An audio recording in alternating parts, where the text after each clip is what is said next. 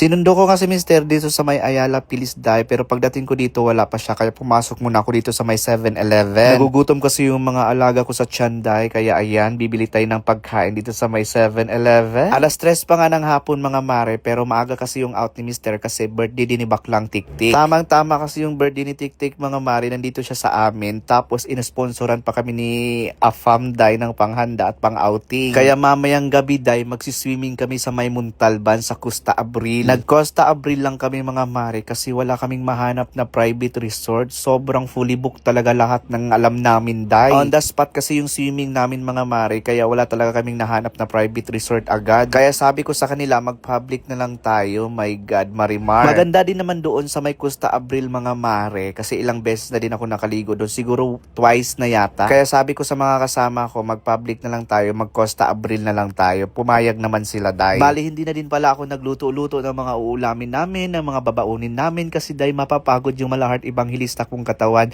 So ang ginawa namin, nag-order na lang kami ng online ng mga pagkain para babaunin namin doon. Anyways mga mare, pagkatapos ko nga bumili dito sa may 7-Eleven, bumalik na ako sa kotse kasi Day nagugutom na yung malahart ebanghilista kong katawan at ang init pa Day, nakakaloka. So ayan, balik kasama ko pala si Sian at si Paul at si Baklang Tiktik. Dito na kami kakain sa may kotse. Snack lang naman kami. Wala pa din kasi si Mr. mga mare at nakakaboring mag-intay no. Sabi niya kasi alas 3 sakto pero wala pa siya Day. Lakpas na alas 3. Maya-maya nga ayan, nandito na si Mr. Oh my God, sana all nakakotse ng sinusundo. Dati nakamotor lang pero ngayon nakakotse na siya. Oh, social yarn.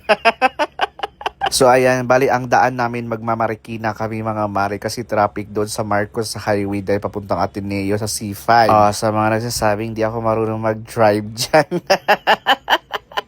Nakakaloka talaga kayo din. Natatawa talaga ako sa mga comment ng iba na bumili ka na sa sasakyan, hindi ka naman marunong mag-drive. Diyos me, Mariwar, nasan yung brain, ha? Anyways, ayan, nandito pala kami kung saan kami nag-order ng mga pagkain kasi kukunin namin dito, Day. Bali, 7 na putahe pala yung in-order namin na pagkain, mga mare. Kaso konti lang naman, Day, kasi ilan lang naman kami mag-swimming. Siguro nasa mga 10 lang kami or 8, something like that. Bali, itong pinuntahan namin, mga mare, bandang Purview lang din siya, Day. Si Tiktik kasi ang nag-order nito, mga mare, at sa online lang din siya nag-order. At ayan yung mister ko, nakikita nyo yan. Sobrang saya na naman niya kasi alam niyang bibigyan ko siya ng perang ayun. Kasi diba kanina namigay ako ng pera kila Mark, Sian at Dora Bucks pati kay Paul. Siya din daw. Kaya ayan, bibigyan natin ng 2,000 pesos. Anyways, bago natin bigyan si Mr. at ayan na nga yung mga in-order namin, Day. Grabe, ang dami nilang ganito, Day. O siguro sold out lagi yung mga ano nila, Day, no? Mga pagkain nila. Pack outfit for today's video. At ayan na nga si Mr. Bibigyan na natin siya ng pera, Day. Kasi atat na atat siyang makuha yung token niya, Day. Tingnan niyo yung reaction ng Mr. ko, mga mare. Sobrang saya niya talaga. Makikita mo talaga sa mukha niya, di ba? O, di ba? Nakatuki yan, paldo ka na naman, bossing. Anyways, complete na nga yung order namin, mga mare. At ayan, ilalagay na namin sa sasakyan. Maliliit na bilao lang naman to mga mare, pero grabe, Day. Parang 6'6" sa laman yung sa loob, Day. Tingnan nyo mamaya, ha. Tsaka kasyang-kasya na to sa amin, Day. Kasi 8 lang naman kami, mga mare. Hindi naman kami nag-invite ng iba. Kung baga, kami lang sa bahay. Tapos, may inimbita si Tiktik, isang tao lang. So, konti lang kami, kaya sobra-sobra na tong pagkain namin. Buti na lang din talaga, mga mare, kung masikip at maluwang nag-sponsor si Apam sa amin. Kung hindi kami makakapag-swimming, Day, nakakaloka.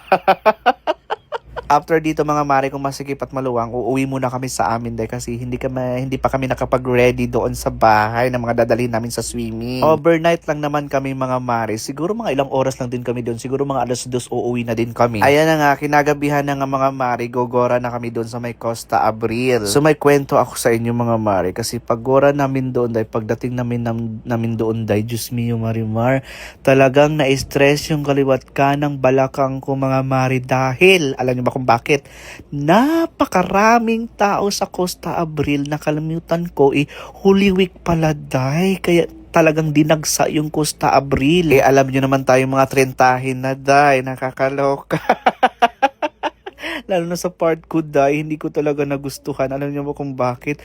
Sobrang ingay. Diyos mio, Marimar, sakit sa tainga. Alam niyo ba mga mare kung bakit sobrang sakit sa tainga? Ay, Diyos mio, Marimar. Kasi, videoke dito, videoke sa kabilang cottage, videoke sa kabilang cottage, sa kabilang cottage, nagpapasounds, sa kabilang cottage, nagpapasounds. Talaga naman, Day.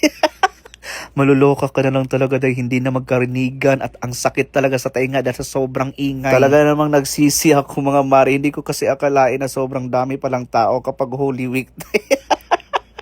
Na-stress talaga yung malahard evangelista kong katawan mga mare. At alam nyo bang ending day, nawala talaga ako sa mood, nag-away kami ni Mister at umuwi talaga akong mag-isa, nag-angkas na lang ako. Ewan ko ba, pag mga kurintahin na tayo day, ganito na talaga ang lifestyle natin, gusto natin ng tahimik na buhay, di ba? Diyos ko naman kasi sa buong buhay ko rin day, ganun lang, ngayon lang ako naka-encounter ng sobrang ingay talaga, as in, yung sagutan yung videoke, sagutan yung mga sounds, Diyos ko. At hindi talaga ako naligo mga mare kasi alam ko na klase-klaseng ihi.